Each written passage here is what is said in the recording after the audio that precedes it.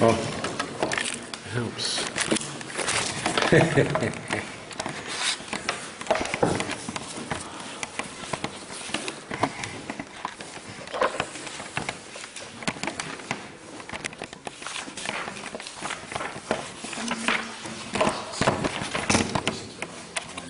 So, if you guys thought that you'd learned up challenge in Sikha somewhere, then you have to think again. This is probably, I know I say this every time, but I really mean it. This is the bomber. This is the bomb. It just pours and pours and pours. You notice the Toichan is almost as long as the Sikha, because there's just so much that you can't possibly summarize anything. You have to bring the whole lot. Okay, so here we begin. The Rebbe says that Echad Mitziyunei Hadera Amerkoziyim, one of the how do you call it, the postal sign, not posting sign, but the signs in the way, what do you call them? A shiur showing you how to go. Directional sign. Yeah. So, the directional signs in the derek of the Yidden to the receiving of the Torah on Vov Sivan, Bahar Sinai, is Hoya Rosh Chodesh Sivan. On Rosh Chodesh Sivan, slicha, אני מרבה עברית או אנגלית? English, no? The marmalade. I'm supposed to be talking English, right? English, yeah. Yeah, I get them mixed up, you know.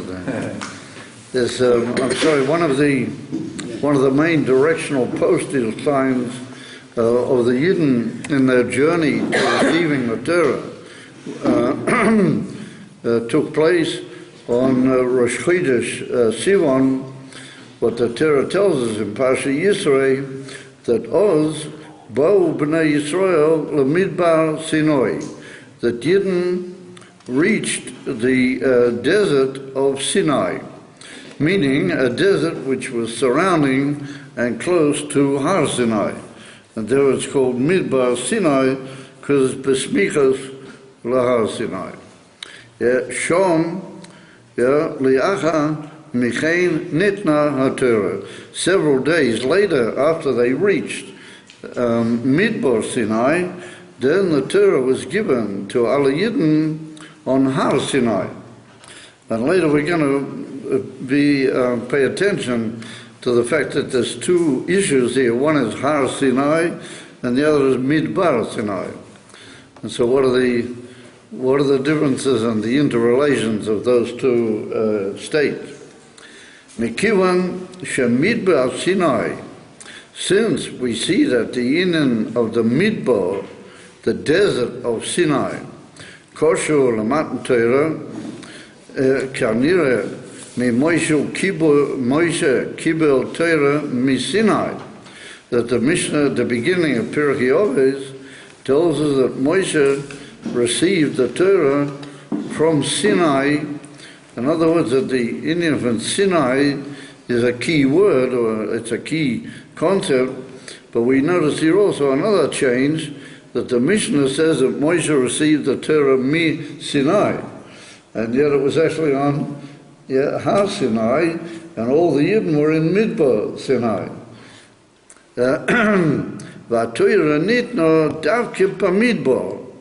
However, the Har Sinai was all part of the Midbar, was all part of the general desert called Midbar Sinai, where the Yidden were, and they were all surrounding the Har in order to receive the Torah.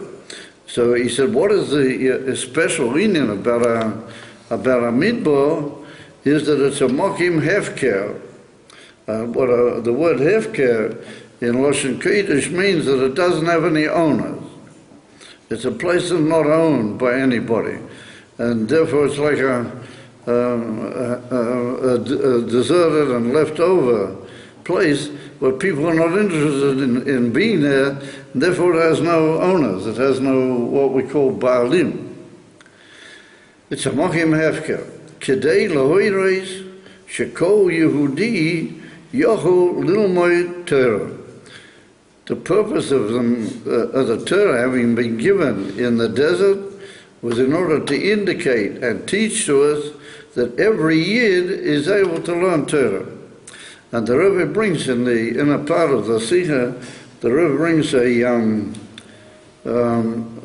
famous medrash which is brought down in the Yalkut Shimoini, where it says that the Torah was given in the Midbar, which is a Mokim Hefker. It's unknown by anybody.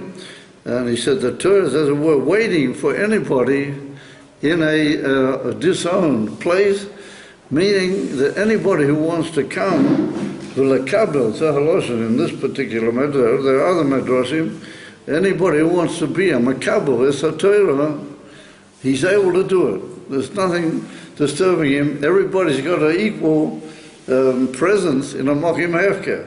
In other words, it's not owned by anybody, not owned by him either. So what's to stop him moving around there?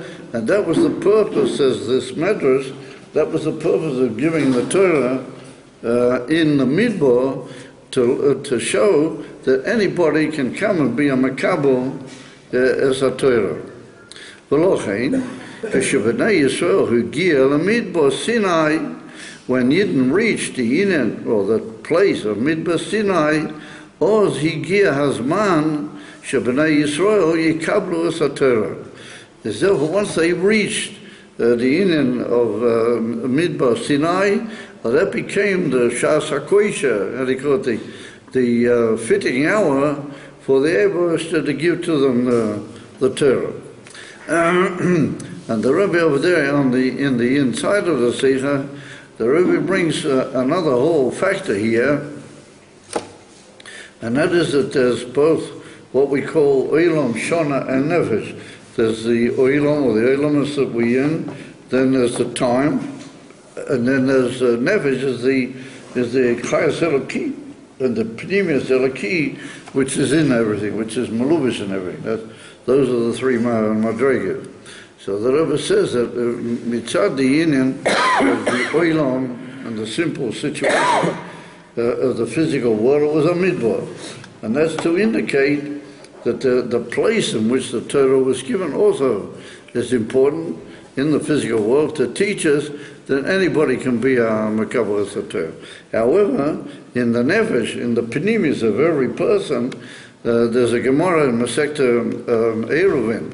And later the same Gemara occurs in Masechta Nadorim, that on the Pasuk in Bolach, in one of the prophetic statements of Bilam towards the end of Pasha Bolach, it's written, Umi Midbar Matana, that from the desert there was a gift. And from the gift, Umi Midbar Nachliel, Umi Nachliel Bamois. It's a rather difficult pasuk in Sof Pasha Chukas. I'm sorry, it's not in Bolach, it's in Sof Pasha Chukas. Anyway, as says the Gemara there in Masechta Eruvin, what's it mean, mi midbar matana? It means like this, that if you hold yourself like a midbar, and you yourself live, it's written in the Gemara, Kol Adam sheyachzik atzmai kemochim hefker kemidbar hu yikabel sater b'matona. The Eibishter gives him a special in the Torah v'evan shel matona miyuchedes eilav. And then from then he'll have an aliyah midbar nachliel, and then he becomes the nachlo of Hashem, and then he goes even higher, he goes up to Bamot. Yeah, he'll become up on the highest places of the world. He can even be oiler to leadership and to other inyarim. That's what the Gemara says.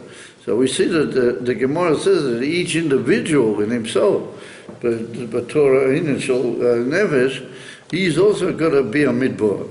In other words, not just that you've got to be in a place of a mid, which indicates that anybody can be it, but you yourself have got to be like a midbar. And so there's different pirushim over there in the Gemara. What does it mean? You've got to be like a midbar. So it's interesting. Rashi learns over there that when you learn Torah, you've got to be a mokim hefker in yourself, that anybody who want to learn from you personally, you've got to do it. In other words, that if anybody will approach you and say he wants to learn Torah, you can't refuse him. You've got to be like a mokim hefker. That's similar to the mokim hefker, but mokim, that anybody who wants to receive the Torah can do it. So each individual has got his midbar. He's got to be ready to receive an individual who might want to learn from him. And it's very interesting that all the Meforshim over there in the Gemara all learn the same in it, that it means you've got to be open to anybody who will approach you, and you're not allowed to refuse him. You've got to learn with him, whoever approaches him. That's what it means, mochim hefker. And the Alter Rebbe in Likutei Torah and other places and cities bring down that the infant mochim hefker in Ruchnias means you've got to be absolutely botel. How do you say it? You have to be completely self-nullified. And the more you're self-nullified, and the more you're absolute botel in yourself, then you're able to receive the Torah, and then the Eivishter gives you the Torah b'matona. He gives you a gift, meaning that things that you wouldn't have been able to reach with your own koiches, he gives you in your learning of the Torah. But I notice everybody's receiving this very calmly. But I mean, this is pretty hot stuff. You know, the more and the deeper, you know, your bittul and your self-effacement and your self-nullification, then I remember one of the Bochum used to, you didn't know Jewish something, it was a boy at the time. All of a sudden one day he said, oh, I know what bittul means. He said, bittul means self-nullification. And ever since then, although it's translated, bittul is meaning self-nullification. It's a bit of a mouthful, but it's very good. The more self-nullification you have, the more you ultimately get the Torah b'matona. Hashem comes. Why? Because you're a mochim hefker. You no longer really care about your own self. You know, you're not, and that's also hidden in the word Behukosai. The word Behukosai, Rashi says you got to be a meilim, b'Torah. The word Behukosai means limud haTorah, not mitzvahs. Yeah, and so what does it mean, a meilim b'Torah? That you got to be given away, you got to sweat and break yourself altogether. You don't exist anymore in your ordinary way. And of course you break yourself completely. Because in a good way, come over. There's next thing I have guys jumping off the roof or something. You got to break yourself, but you got to do it in a gesundter even, come over. But you got to be completely out, ois altogether.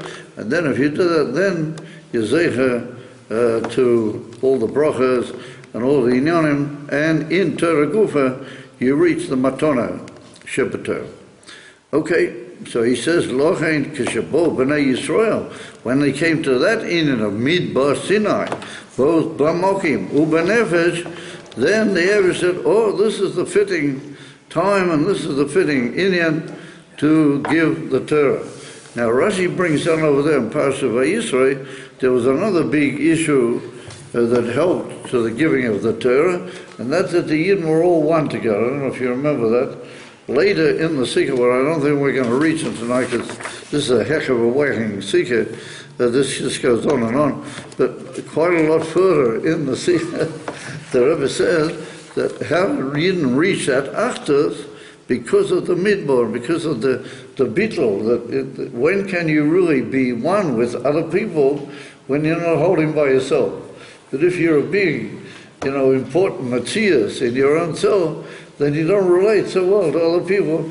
Why could you say, he's treading on my ruchnias and he's treading on my gashmias, he's getting in my way and this and that. But if you're completely botel, you're b'matzias, then you're able to unite up and be one with other people.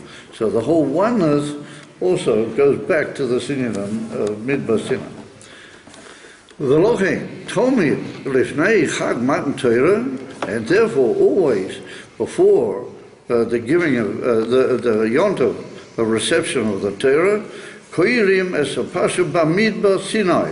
We read, the Pasha Bamidbar, Kivan Shehinoi, Hamokim Haraui, Lamatan Torah, because the Midbar, that's symbolical of the whole worthiness of reception of the Torah. However, it's brought down in Poskim that we always read Bamidbar, no matter what it's in Chutzros or here or there or whatever, it always works out that everywhere. By Yidden, we always read Bamidbar before Matan Torah. But we're not holding by Bamidbar, we're holding by Behukosai, Bahar. At that time when the Rebbe said the Sikha, the two of them were together, Bahar and Behukosai. So, here we see a whole stress on the coming Pasha Bamidbar. So we're going to see in a minute that there's a sort of a certain interrelationship here. And he says like this, Midbar hina mochim hefker. Mochim shaloi shayach la'af echad. A Midbar is a place that's a completely disowned area, and it's not shy to anybody. Who afilu loy reshus arabim. It's even not a public thoroughfare, because we talk about in the Mishnah, Masechta Shabbos, about a public thoroughfare, because it's called a reshus harabim. The word reshus means a domain of somebody's. Rabim is a group of people, maybe a very huge group of people, but they're like the owners of that area. They all have a right, and they have all certain rights in biyachas to that particular area, because they, as it were, own that collectively. Therefore, it's called Reshus Arabim. However, a Midbar is not even a Reshus Arabim. Reshus HaYochid B'Vadai Shalom. It doesn't belong to any given person. Therefore, it's like, as it were, an unowned area. It doesn't have any Baalim. Mochim Sheshayach, Reshus Arabim is a Mochim Sheshayach L'Arabim. Yevolochin kol echad yochel lekachas mishom mashe beretzainai. It's anything that may be laying in the Reshus Harabim. If you see it first, and if you get there first, then you got first. That's because the whole Reshus Harabim belongs to everybody. So, because if that article is laying inside somebody's chatzer or his backyard, then even if you take it, it really belongs to him. So you're taking something which is not yours. Because since it was inside his chatzer, then he has the right of ownership over it. But if it's in the Reshus Harabim, if you get first, you pick it up first, then you got it. Unless somebody can prove that it was his. It's therefore, says the Rebbe, for example, if it has signs on it or something like that, that says the Rebbe, that's the union of a midbar, what it's not a Reshus Harabim even. Aval ha'toira l'choira, says the Rebbe, lo yehufkara. Ad kedei kach. It would seem that a Torah has not been completely disowned in the same way as a desert. That you have to be queen of the Torah from the Hefker, that there has to be an owner over it. Ela, he says, Nitna mi ba'alusay shala kodesh baruch hu leba'alusom shel kol amay Yisrael. What do we say when we make our brachas on the Torah and everything? Asher nosan lono es Torah say. We make bracha to Hashem. Asher nosan lono es Torah say. As Torah say implies that the Torah belongs to the Eibusher. It's the Zayin. They say it belongs to Hashem. What did he do with it? He gave it down. Lono. He gave it to us. So if he gives a matana, then a matana is one of the ways, according to Torah, that you can give into the ownership of another person. Even though you're the belabos on it, you can deny your ownership and give it, because you want to give a matana, you give it to another, how do you call it, person. So the same way, by Matan Torah, the Eibusher gave the Torah which was his, and he gave it into the ownership of Yidden. Therefore, the Gemara says in Masechta Sanhedrin that a goy, Shomer Shabbos, for example, Yechayev Misa, if a non-Jew keeps all the details, he keeps most of the details, but if he keeps all the details of Shabbos, that's not good for him. Why? Because that he's a non-Jew, the Torah wasn't given to him, it was given to Yidden. It wasn't given to him in a full way. Maybe he's got certain things with the Sheva Mitzvah, B'nai Noach and other things, the real ownership of the Torah is now in the hands of Yidden. So the Rebbe said, Kuntais, that the Torah is really not a disowned thing. The Torah is a very specifically owned entity. It was owned by Hashem, now it's owned by Yidden. So why would the Torah be given very specifically into the ownership of a very specific group called Yidden in a place where there's no ownership? Yeah, it was given in a place where nobody owns anything. So the Rebbe said that's a sort of a contrasting nuance that we need to understand. So the Rebbe said, yeah, it was given l'balusim shel kol b'nai Yisrael, v'lochin ha'Torah shayeches l'kol Yehudi. And the Rebbe brings down afilu latinach shenoilod zeh ato. It's put down in the Gemara that the Torah is the ownership afilu of a tinach ben yoimoy, meaning a child that has been born right now, and he's still 1 day old. He's on his first day. And then the Rebbe brings down in a footnote that really you can argue that the Torah belongs to a Yid even before he's born.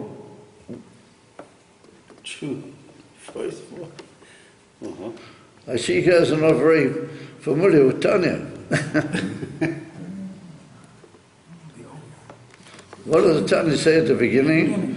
But, there's a baby in there, when he's Berechem Imoy, they give him a oath, he's got to be a tzaddik. He's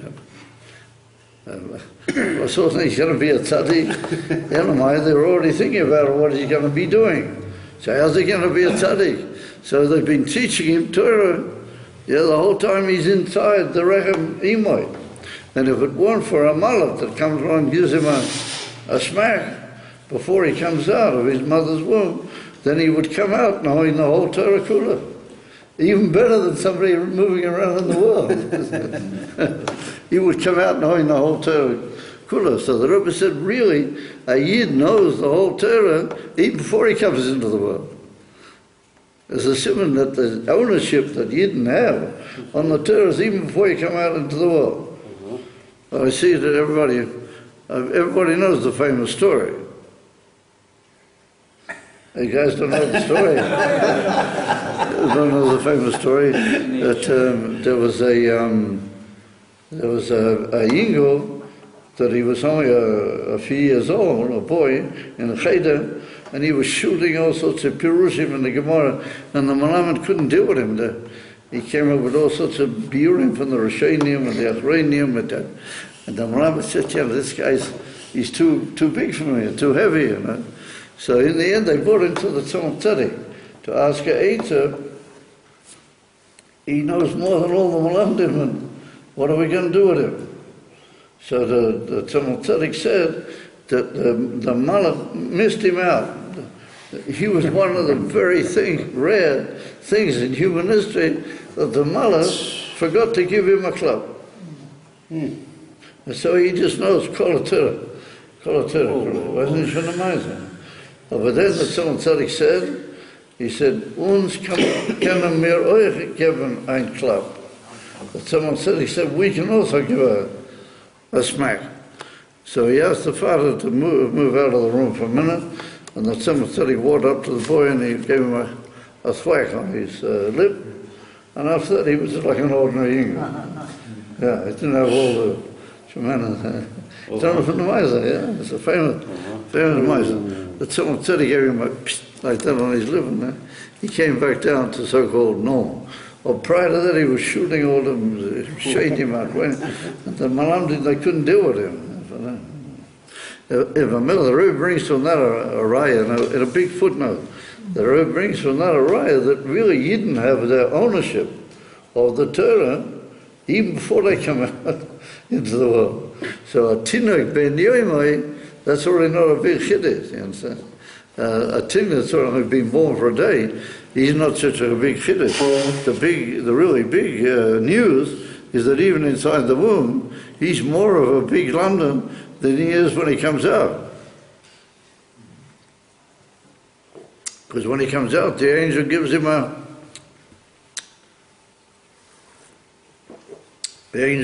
flip. And that's why it is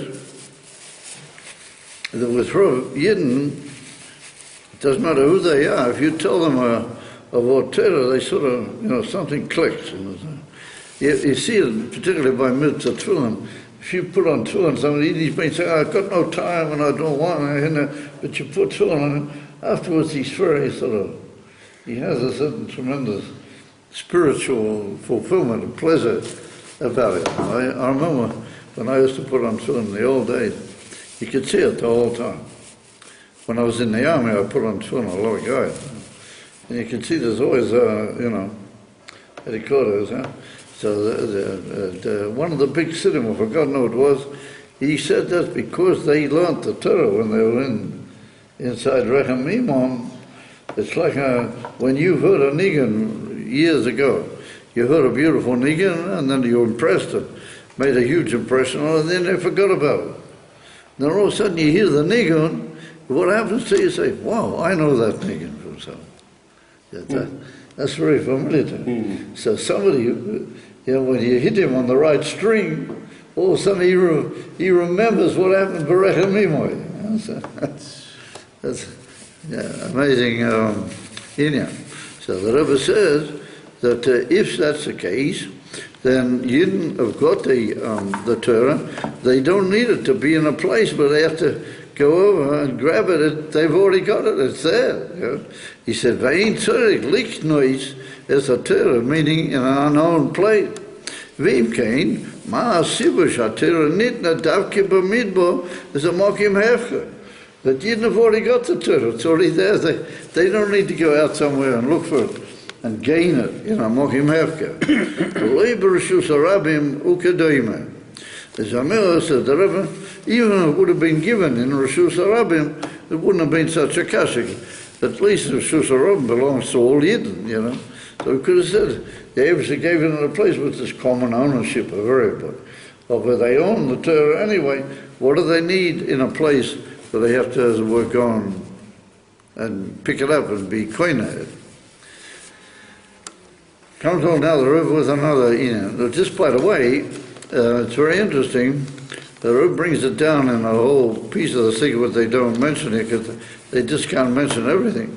And that is that this parashas that we read this week has got the techacha, what the so-called retributions, I don't know what to call them, occur in this week's parashas. There's one in Sofa Yikra and one at the end of Dvorim. And the one at the end of Dvorim is double the one here, without going into the whole thing. So the Gemara says, what do we have to read? Before Rosh Hashanah, we read the Teichacha. It's pretty hefty going. So the Gemara says, in order to bring people to chew, to soften the hearts and make a person realize what he's got to get himself ready. He's got to be in shape to bring to tshuva, to what's called liyasha salavovit, that he called to straighten out the hearts and everything. So the Gemara says, we see that before. Therefore the Gemara says the famous expression that we say that let the year end with all the klolis. That's what we say, all the klolis, we finish with this year, we start off a new year, but only with brachas. Amen. That's what the Gemara brings out there. So then the Gemara said, but before Shavuos, we also do the same thing. We read the Torah, that's in this week's Pasha. So the Gemara says, Atzeres Nami Rosh Hashanah. Atzeres means Shavuos. Shavuos is also Rosh Hashanah. That's what the Gemara says. It's like a whole new beginning. You'll see the Torah Michadash. It's like Rosh Hashanah. It's like like a new year. Therefore, you have to read the Torah. You have to read the Torah to straighten everybody out and get them ready for Kabbalah Torah. So, Mizeh mashma that the real preparation for Matan Torah is this week's parsha. And Taki, the Gemara doesn't mention Parsha Bamidbar. That's put down in Pesachim and other places. The Parsha Bamidbar always comes up before Shavuos. But the Gemara doesn't mention it over there. So Kuntai said that the real preparation for Matan Torah is this week's parsha. Comes along Tezus over there, and Tezus says, well, how could you possibly read all those, they're very frightening. You know the story with the Mittler Rebbe? You guys know the story with the Mittler Rebbe? Yeah. Yeah, everybody knows. It's a miller. You guys are all Batlonim. In the old days in the yeshiva, one of us said that everybody would have pounced on me. He said, no, we don't know the story. You know the story of the Mittler Rebbe that once before Rosh Hashanah, he heard another person read the Torah. The Alter Rebbe had to go away for some reason. He wasn't there on that Shabbat. Yeah, just before Rosh Hashanah. And the Mittler Rebbe, after Kriyas Torah, he collapsed. He fainted.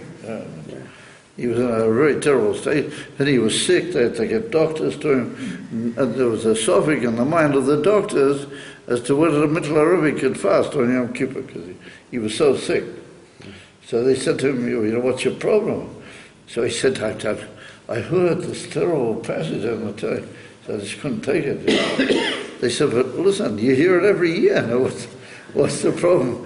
He said, oh, no, I don't. He said, when my father reads, I only hear brachas. He said, I've never heard this part of this. I've never heard that before. He said, when my father reads, I hear only brachas. Yeah. Oh, Miller, I don't know what I want with that, but anyway, that's what I... Oh, yeah. So that's the real preparation. That's the real preparation for Kabbalah Torah, is this week's parsha. Comes on Tezus over there, and Tezus says, you can't put the clothes right alongside Yontav. You can't do that. So Tezus says the real preparation is taken this week's parsha. But he said our sages made the whole seder of Kriyas Torah. The Bamidbar would always come between Behukosai, and it would be the one before. Why? Because it's happy, you know. No clothes, all these miser, only good things in Pasha Bamidbar. Comes along the Rebbe, and the Rebbe said, wait a minute, nothing is stam, that was sort of put in order to interrupt between, that's the Tam HaGalui, or the Tam HaPnimius, for all the reasons we said here. It's got to be a Mamidbar, it's got to be a Mokim Hefker, and all that. Yeshno Parsha Neisefes, Akashura Lamatan Torah, Parsha Baha Behukosai. That's our Parsha. Oisha Korim, B'derech Klau, Lifnei Rosh Chodesh Sivan.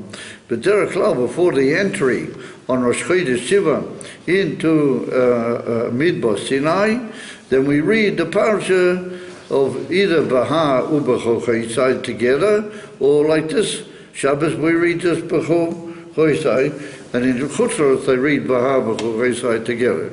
And that's how they catch up with it. Yeah, from this Shabbos on, we're Shova V'Shova with Chutzros. So he says, Mesupa is put down in the Gemara, She'ezra HaSeifa Tikein Livnei Yisrael, She'ikru Livnei Achag Matan Torah, Parsha Behukosai. That's the Gemara I was just talking about. That the Gemara says that the emes tikkun was that you have to read Parsha Behukosai before Matan Torah. Yeah, Hamidaberes, yeah, al bracha. Yeah, Be'im Yikaimu, yes, a Torah. V'kloles Be'im lo, chas v'shonim. If you don't want to keep the Torah, then it'll be not good. Avo, today sheyeh hefsek, Be'in ha'kloles, l'chag, koirim l'fnei ha'chag, gam es Parsha Bamidbar Sinai. Now, that's not a Gemara, that's Tosafos. The Gemara says that the real preparation is Parsha Behukosai. And Tosafos says, so the Rebbe brings down, because that's what the halach is. And that's what happens every year. Therefore, the Alter Rebbe writes in Kutei Torah that Le'olam koirim Parsha Bamidbar Lifnei Matan Torah. Always. So he says, a parashas Bahar Behukosai Kshuris Lamatan Torah Gam Bishmo. The Rebbe says not just in the content that they bring brachas v'klolis and they put that in front of you and make you do a sizing up of yourself before Matan Torah, but he said in their names they also hint at the whole inyan of Matan Torah. So he said Hashem shel parsha Bahar, is Bahar Sinai. That's the name of the parsha. It's called Bahar, but in Emerson that means Bahar Sinai. Yes, Shazu Hashem shel Amokim Bo Yinitna HaTorah Ki Yadua. That's the place where the Torah was given, and that's Marunas in the name of the whole parsha of Parsha Bahar. Vashem shel Behukosai Misamel as Haseres Hadibrei Shahoyu Chakukim Al Shnei Luchos Habriyos. That's one on the Bortan Chassidus. I read it that the word Chok or Behukosai is from the word lachok, and lachok means to engrave. And the Alter Rebbe's got a whole big thing in Likutei Torah that the oisias of the Haseres Hadibrei were engraved into the stones, and so much so that they went all the way through. They were, how do you call it? Not just part of the way, but they went all the way through. And according to the Yerushalmi, there were two nisim that happened. And according to the Bavli, only one nes. Yeah? Does anybody know what the nes is? Can anybody work out what the miracle is? Come on, you guys. You could read it on both sides. It's obvious. If you cut all the way through a stone, the letter samach, then what'll happen? The piece of stone in the middle will just fall out. The same with a mem sofi. If you write a mem sofi, then the piece in the middle will fall out. So it didn't. So it's written that mems, besamachs, and some other letter were all oim di manes. They said that's written in the Gemara. They were oim di manes. The Yerushalmi adds that there was another nes, that if you engrave all the way through, but it's not the same on both sides. This way it reads up it, on the other side it reads back to front. So the Yerushalmi says that there was a nes that Hashem made that read the same thing from both sides. Ooh, what? Yeah.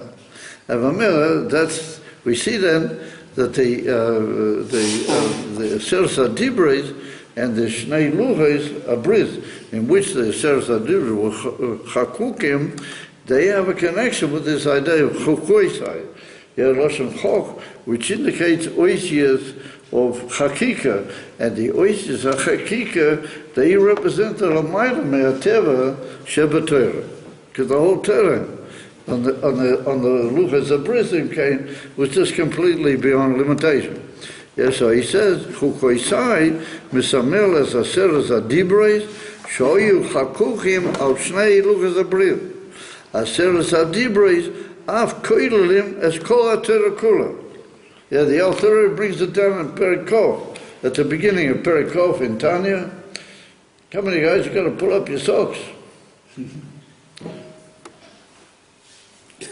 It's written in Tanya right at the beginning of Perikov that the Alter Rebbe says that all the Torah Kula is nirmaz b'Haseres Hadibrei. No, what else does he say? He said in the Haseres Hadibrei, itself,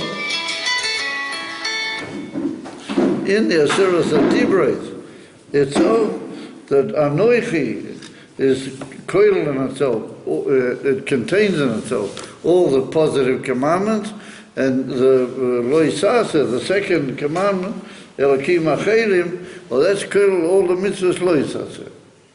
That's written in Tanya. Come on, you guys have to pull up your socks. That's written in Tanya. That's in the name of the Reb Sadia Hagon.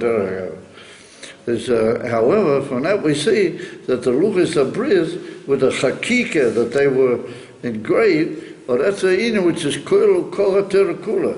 Therefore, the word Behukosai carries in itself a reference to the Lukas Abrius and to the whole miraculous oifen that the Lukas Abrius had in themselves the whole terakula. And they had it in an oifen from Lamaila mitam v'das and Lamaila mi teva ha'olam. Like we just explained. It says, Rabbi Gam ha'toichen shel ha'parshiyas kosher l'matan Torah. Not just their names, but the Rebbe brings down on a footnote that he's explained already in many times and in many places that the name of a parsha indicates the whole pnimius and the whole etzem of the parsha. So the fact that the parsha Baha is called Baha, and that indicates Har Sinai, that means that the inyan of the whole parsha is like indicatory. What's this going on? I don't know. It's indicatory of the whole inyan, that the whole parsha contains in itself a message of Har and Har Sinai. And the one Behukosai, since it's not the name of the whole parsha, it's a sign that the whole parsha bears in itself the message, the central message of this whole inyan of the Seres HaDibros and the Yoshes HaShakika. Therefore, it's very fascinating to notice that if you look up in Likutei Torah from the Alter Rebbe in this week's parsha, except for one minor part of it, he talks the whole time about the Yoshes HaShakika. All there's 2 or 3 big memorim in this week's parsha. They all talk about the milah of the idea of engraved letters versus letters which are not engraved, and the Seres HaDibros, and how the whole Torah is called the Seres HaDibros, the whole thing. All that is the central theme. Those oisias, Achakika, they're the central theme of the whole parsha. So the Alter Rebbe goes into a tremendous inyan of what's oisias, what's oisias Chakika, what is Chakika, what is, or just the main message is that your relationship with Torah has to also be like that. You've got to be oisias Chakika. You've got to be engraved. Torah's got to be through and through. You understand? And that's what the Chassidim in Russia, that was what they showed us. They were people that it was through and through with them, absolutely no holds barred.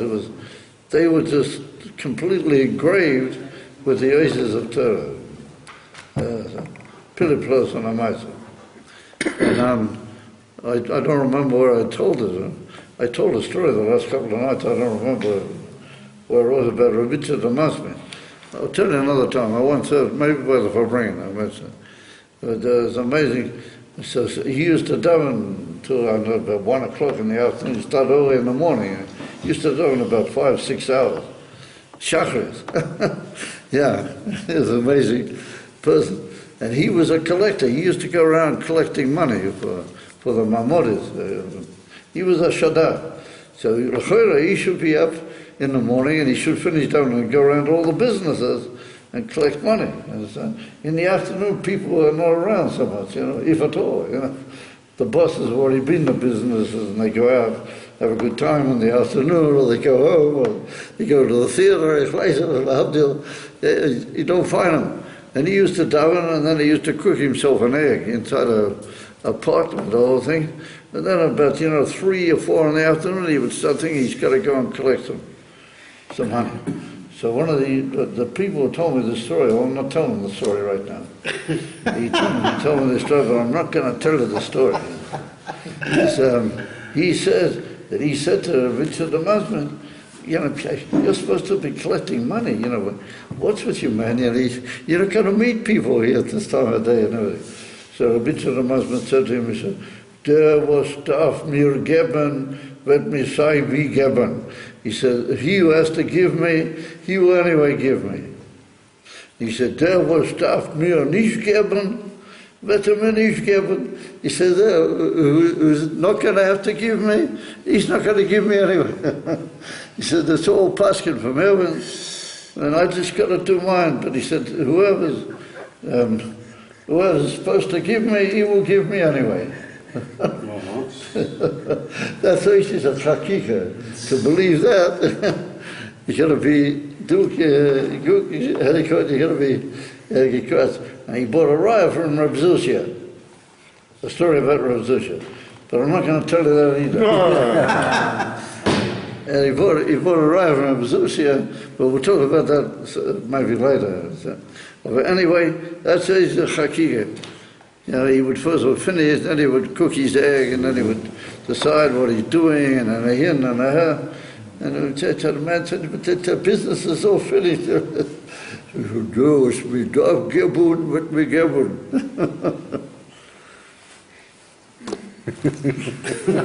So, he says, that's the inen of his chakika, the koil kol terakula. Gam a teichen shel a parashas.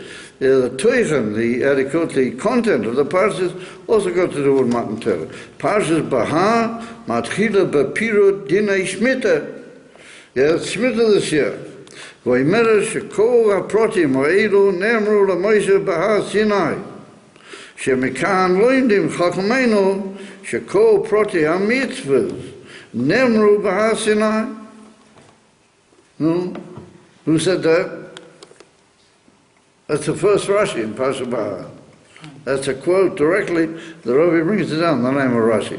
Over here they're summing it up. They didn't bring in the name of Rashi. But anyway, that's the first Rashi in Parashat Bahar. That comes to teach us that just like all the proti dinim of Shemitah occur in the Pasha, and it's written in Bahar Sinai, that Moshe heard this Bahar Sinai, that teaches that all the other mitzvahs, all the pratim are not mentioned in the Torah, that they were also given at Sinai. But that's a inequality when they get to the whole Torah, and it's got to do with the inner story that all mitzvahs were given with all their details at Sinai. Nemru Bahar Sinai. Al parashat Behukosai mistayemes b'milim. The whole parashat Behukosai finishes with the words Ele hamitzvos asher tzivu Hashem es Moshe el bnei Yisrael Bahar Sinai. So we say, come on, you guys. We see that the infant Har Sinai occurs at the end, right? The parashat Behukosai. So it all begins with Har Sinai and it all finishes. But it says, Eile ha-mitzvahs, these are the mitzvahs, which are given by Har Sinai. Once again, a remnant that the Torah is koilel in itself, by Har Sinai, how it was given, all the details of the mitzvahs. In Cain, as follows what he said, that these two parashas indicate the whole inner, all the mitzvahs and all the details and everything was all given by Sinai, all given at Mount Sinai. Our parashas eilu, Loi muska klau biparashas eilu, loi muska klau midbar Sinai. These two parashas, and the parasha we're reading this week is one of them, they talk only about Har Sinai. The Torah was given a Har Sinai, this was on Har Sinai. At the end it's written, the Elo HaMitzvah Shenitnu B'Har Sinai. It doesn't mention the Indian of a midbar at all. Elo Rak Har Sinai. V'ashayla ha-mitbakeshes, and the shayla which asks itself, mitbakeshes, it begs itself, is madua. Next week's parsha talks only about the desert. Mentions the whole thing, b'midbar Sinai. And our sages learn from that that's a sign that you have to be like a midbar, with all the explanations that we gave before. You know, a simon that midbar is a ikar in receiving the Torah. And here, these parashas of preparation, like the Gemara says in Megillah 4, Matan Torah, and they talk only about Har Sinai. So we see that it's like a Har, Ikar preparation for Matan Torah is a mountain, and another Ikar preparation is a midbar. Now, midbar and mountain, are they similar? No. They're not similar. And what are they not similar? Yeah, very good. A mountain is a thing which rises itself up. It's a thing which goes upwards. Melamatala, Maila. A midbar is a flat area, and it's also not boilet, That's like we said earlier, it's a mokim hefker. There's no significance in such a way that people should want to own them. As in Cain, these seem to be like two very separate factors. Beklau, tzarich lahovin, ma hasiba shenoiznim chashivas lamokim specific.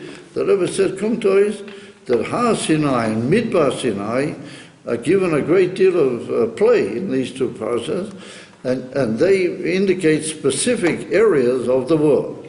A mountain is a very specific place, there's many of them, and a Midbar is also a very specific area. I mean, there's a lot of it in the big Midbar, but it's a specific area.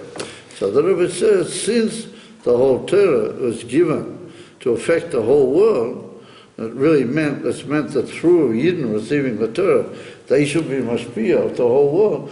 What does it matter, a specific place or a specific area or whatever, wherever the Torah was given? What's it so of importance to know that it was given on a mountain and a desert?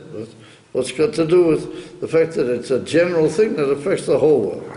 Tzarich lahovin ma'u hasiba shenoiznim chashivas lamokim haspecific, to the actual specific place, boi nitna haTorah. Arei haTorah mashpia al kol ha'olam kulei. What's the matter? It could have been given in the middle of the whole world, and it would just be known throughout the whole world that the Torah was given. It'll affect the whole world. You've got to build a beautiful platform or something to receive the Torah.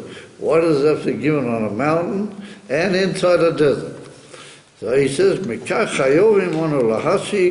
from this we are obliged to reach the conclusion, shemokim zeh madgish es pa'ulas ha'torah ba'elam kulei. If so, we must reach the conclusion that the specific place, with its two aspects, it's both a mountain and a midbar, that's given and told so much and made so much out of, because that indicates the whole effect of the Torah on the whole world.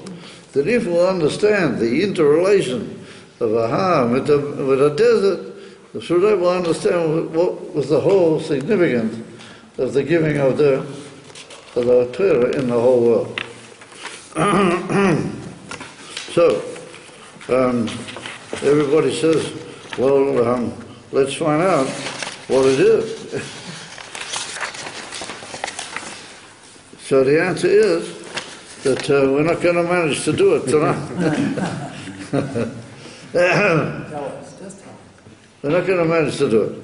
Also because I've been going to Shiur brothers and been teaching Shiur. I just don't know if the quotes to go any further, but anyway, the Rebbe brings the Mishnah in this week's parashas, but the Mishnah says, Basora Mamoris Nivra Ha'olam. The world was created in 10 statements. Halui b'mochim b'mayma echad hoya yochel liboris. The Eibusha couldn't have created with one statement. Yeah, but it was Rapoil. It was done with 10 statements. So that's a question. If the Eibusha could have done with one statement, what do you have to do with 10? So the Rebbe says. So the Mishnah says, Ela. ליטאין צריכה טוב לצדיקים שמקיים את העולם בעשור הממורס ולהעניש ולעבד את הרשעים שמאבדים את העולם שנברא בעשור הממורס. So the Rebbe asked the obvious question, what are the Rishonim and the Tzaddikim, what do they got to do with it? If the Eibusha wanted to create the Olam, he could have done it in one, but he decided to do it in 10. Why do the Rishonim have to put up with it? What are they surely? The Rishonim anyway. He had to create the whole world in such a way to punish the evil people, but to give the good people their reward. So don't create it with 10 more, just make it with one. Then you want to have the whole in it. Because Hashem wanted to do it, the Rishonim have to put up with it. What's good? Do one with the other. So the Rebbe says in Cain, there's an Indian how the world is really created in one statement, and how it is Bapuyel, it's created in 10 statements. So the Rebbe goes on with the whole rest of the Sikha, to say that there are two like situations. There's a situation in the world of Yidden Beklal, of all created entities, and the whole Avodah Vayid is the center of the creation. And what's that? That there's a matzav Maima Echad. What Maima Echad means, everything is bottled b'tachas habitl. And if the Abish would have created the world with one Maima, it would have been a world, everything would have been bottled per Matthias. By being mafaret into us, he made a Matthias out of the world. He broke it up into what we call its chalk.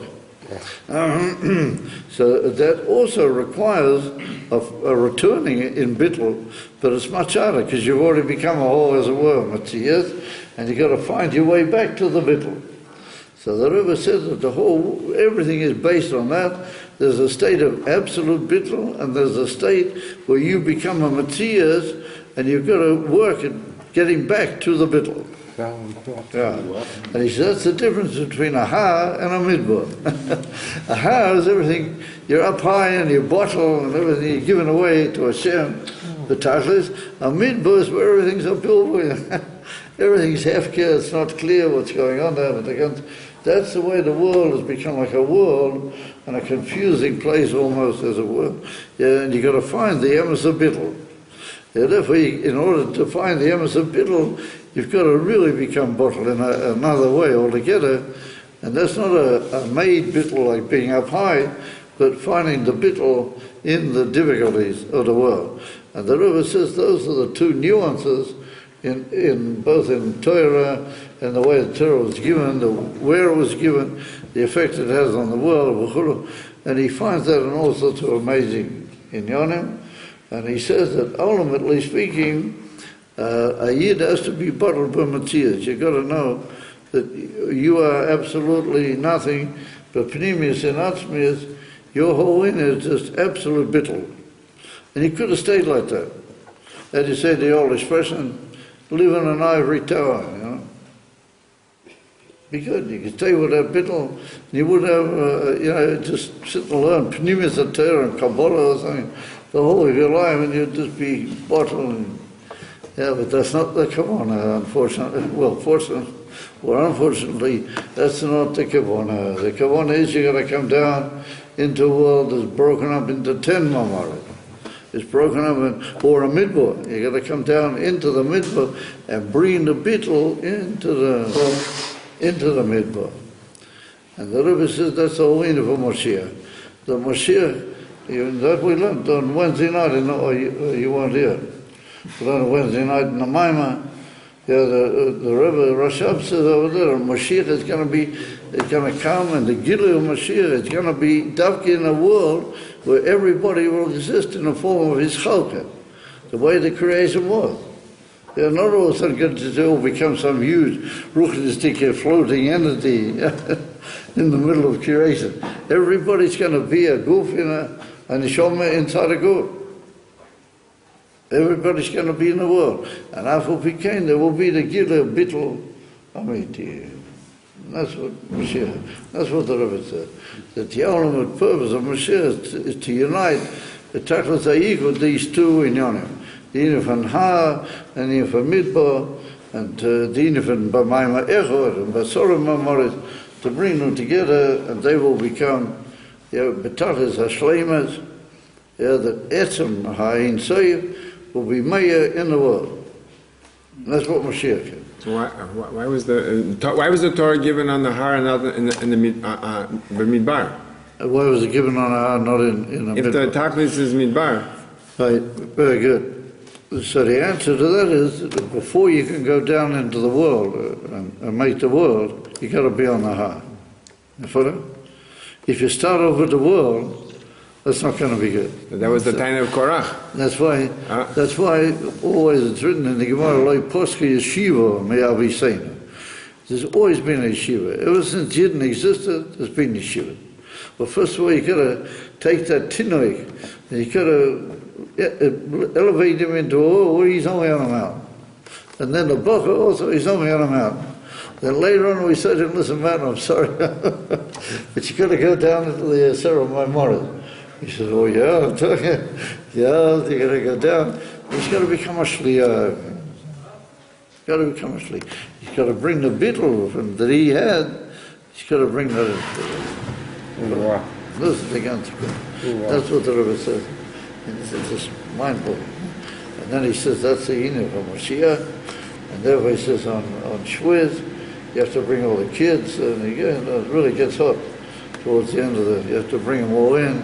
But the children are still pure. They haven't been confused yet. And they're still holding by Baha, you know. And so they're like the messengers that they can go out into the Rishus Harabim, into the Hefker, and they can make it into a Menchish place, because they're still pure and they'll get the message, and they will help all that. And that's why the Gemara and the Medrash say that they're our guarantors, that the Emes are guarantors to the children. And you name it, we got it. You name anything, because of the Mashiach, they're all occurs here in this Sikha. So it's interesting, the other night, I have a new grandson. My granddaughter got married to a few months ago. So about 3 weeks ago, so at a Freilich moment, I said to him, listen, he's very brilliant, by the way. I said, listen, you have to have a Shiur in the Davar Malchus, you know, of Toshin on Aleph and Toshin in Beis. You have to learn. So he comes up to me at the Chassan, and he says, listen, he said, I made a Shiur in DC. He said, they're just breaking me apart. He said, these sikhs literally mention everything, yeah, that you could possibly take in the footnotes. And he says, I can't hold with it. He said, I just can't manage it. He said, what do I do? So I said, you have to get somebody else. You have to learn b'chevrutza or in a shiur like that, and talk it over and talk it out, and you'll see that ain't nothing. Everything is hidden. He said, okay. And he said, I just can't. I can't manage. I can't. I said, take it easy. None of us can manage it, but we got to, we got to work at it. And Be'ez Hashem, this is the message.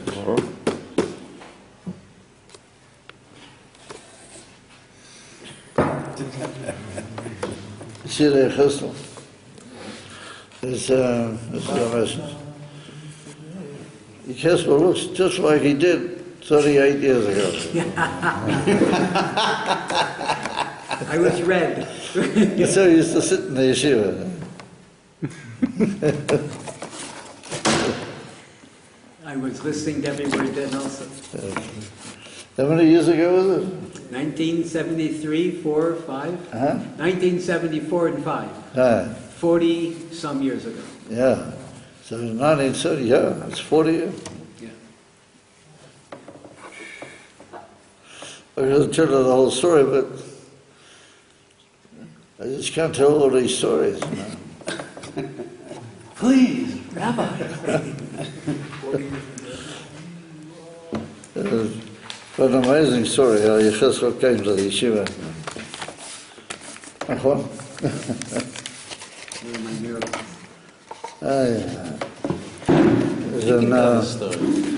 The other night we had a shiur by a fellow who lives here in Tzfat called Amram Cohen. I don't know if anybody knows him. Yeah. You know Amram Cohen. He was in Morristown with me. Yeah, he was in Morristown with you. Yeah. Yeah, and he plays the guitar. He said, I had the Swiss. You remember Amram Cohen, right?